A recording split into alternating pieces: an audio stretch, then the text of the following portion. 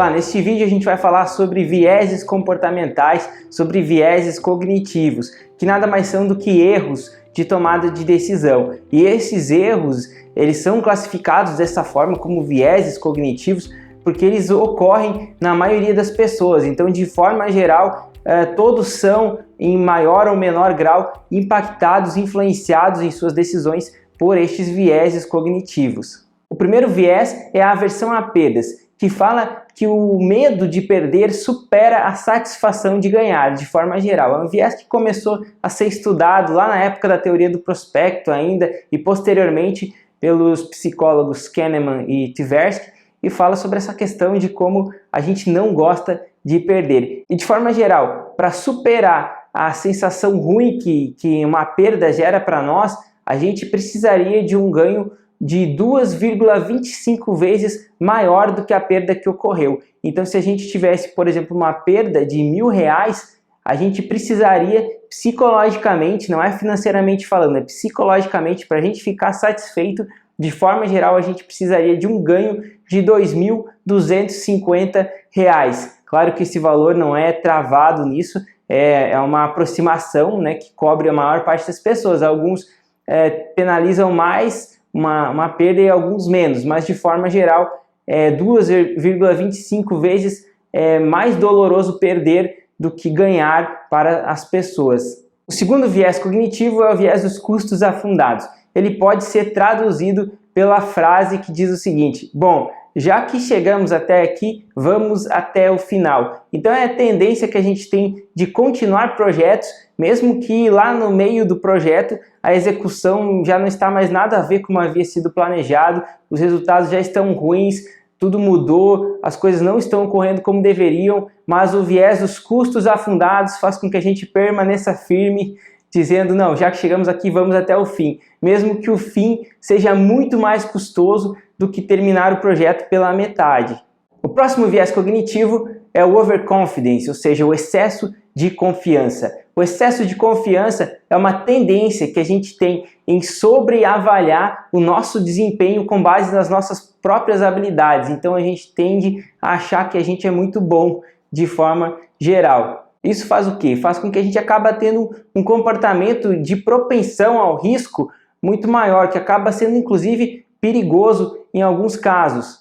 Um dos exemplos clássicos acerca do overconfidence é sobre a obrigatoriedade do uso de cinto de segurança. Então tem alguns estudos que mostram que quando passou a ser obrigado a usar o cinto de segurança em algumas cidades, não reduziu o número de acidentes. Pelo contrário, o número de acidentes de forma absoluta, inclusive, aumentou. Porém, na contrapartida, como os motoristas e os passageiros estavam mais seguros devido ao cinto, o número de mortes, de vítimas fatais, reduziu bastante. Porém, o número de acidentes aumentou. Isso é causado por quê? Justamente pelo excesso de confiança, porque a sensação de ter um cinto de segurança acaba fazendo com que os motoristas tomem uma maior propensão ao risco, com que eles sejam mais propensos ao risco, e isso acaba trazendo resultados muito negativos. Mas existem outros exemplos. Imagina, por exemplo, que você tem uma carteira de ações e para montar aquela carteira você destinou um determinado percentual do seu patrimônio. E com muito zelo você chegou naquele percentual, com base no seu perfil de risco, nos seus objetivos financeiros.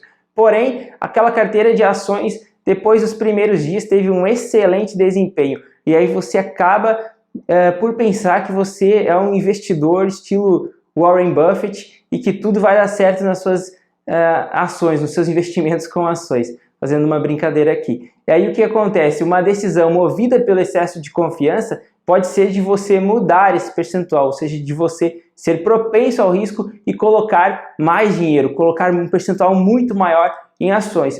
E aí depois você pode acabar vendo que você talvez teve um pouco de sorte, ou justamente pelo fato do mercado de ações ser volátil, você investiu e naqueles primeiros dias a ação não valorizou, mas não era necessariamente por uma habilidade na hora de escolher a ação, e sim uma simples movimentação do mercado. E o problema foi em sobreavaliar, superestimar as suas próprias habilidades, que acabou levando a um comportamento de propensão ao risco, colocando inclusive o seu patrimônio em risco, né? Podendo perder um valor maior do que havia sido planejado inicialmente. Outro exemplo é uma empresa que, por exemplo, tem uma venda muito boa no primeiro mês e aí ela aumenta drasticamente a produção, incluindo compras de insumos excessivos para o segundo mês, sem necessariamente um olhar mais detalhado sobre isso. O viés do otimismo, o nosso próximo viés, ele tem uma certa relação com o excesso de confiança,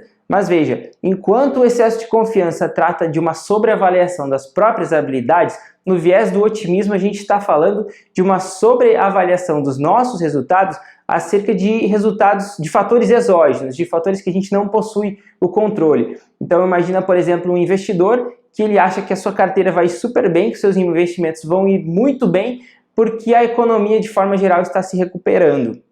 Então é um fator exógeno, que é o crescimento econômico de um país, influenciando na tomada de decisão do investidor individual. E esse investidor ele acaba por assumir um comportamento também de maior propensão ao risco. O próximo viés que a gente vai falar é o viés do status quo, que fala justamente sobre a tendência das pessoas de manter a situação atual, de deixar as coisas como estão. Uma coisa curiosa é como o viés do status quo é trabalhado na academia, como ele é captado, como ele é estudado. E uma das formas que ele é trabalhado é via a aplicação de questionários. E nesses questionários são questões aí de múltipla escolha. E essas questões a pessoa precisa tomar uma decisão. Geralmente aí fazendo uma simulação de que ela precisa tomar uma decisão de aceitar um determinado projeto em uma empresa.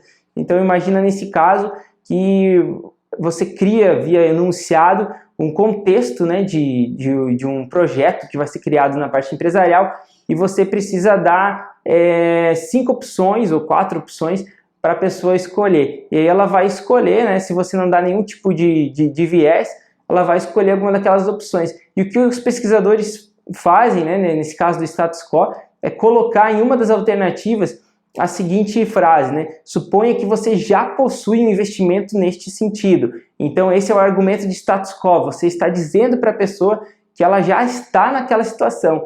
E se você colocar essa introdução nas questões, nas alternativas A, B, C, D, ou enfim, qualquer uma das alternativas, as pessoas tendem a responder num percentual muito maior naquela alternativa de status quo, naquela alternativa que você falou que a pessoa já estava com aquilo, mesmo que isso é algo meramente hipotético. Então imagina, se esse tipo de comportamento já ocorre quando a gente fala em um questionário com simulações, com coisas hipotéticas, imagine o quanto isso impacta na vida real. Por exemplo, de você ter já um emprego, né? Então a decisão de você procurar um novo emprego, de você procurar mudar de área, de você procurar mudar de cidade, mudar de bairro, tudo isso são decisões que são influenciadas pelo viés do status quo.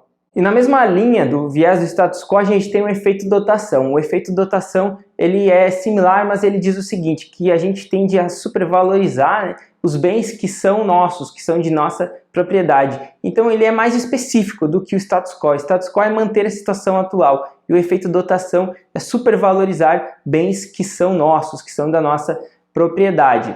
Então aqui como exemplo, imagine, por exemplo, um imóvel que ele é herdado de família e aí você imagina que aquele seu apartamento, por exemplo, ele vale mais do que o apartamento do vizinho, que é exatamente igual ao seu, no mesmo prédio, mesma metragem, só que por algum motivo aí psicológico você acaba achando que o seu vale mais que o do vizinho. Então isso faz com que às vezes as pessoas tenham dificuldades, inclusive de mensurar o quanto vale os seus imóveis para depois colocar à venda. Aí os preços às vezes são inflados e aí demora para vender, enfim, isso acarreta uma série de efeitos, de impactos que podem inclusive prejudicar a vida financeira das pessoas. Isso pode ocorrer também com carro, né? Então a pessoa acha que o seu carro vale mais do que a tabela FIPE, por exemplo, porque a pessoa não sabe explicar, mas ela acha que vale mais e isso é algo movido pelo viés do efeito dotação. E por fim a gente tem o viés do efeito disposição, que fala o seguinte, que em geral a gente tende a querer vender ativos em que a gente está obtendo ganhos e a gente tende a reter em carteira ativos que a gente está obtendo perdas.